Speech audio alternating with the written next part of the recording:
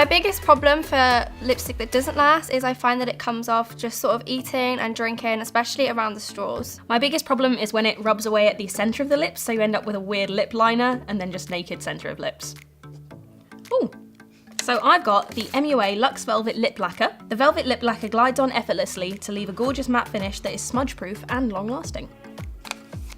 So this is the Be Matte liquid lipstick. It's the stunning matte finish combined with the eye-catching shades, and it is designed for maximum impact.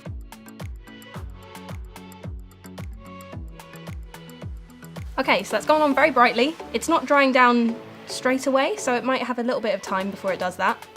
Feels comfortable. Ooh. It's not budging so far.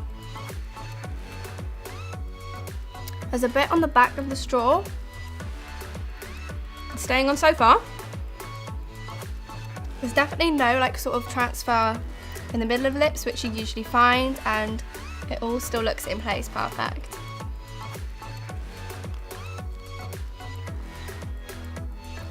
Doing pretty well.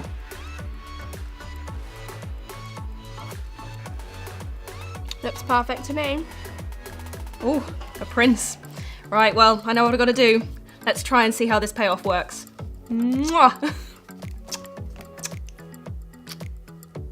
There's a little bit of transfer on his face, but it seems to have mostly stayed.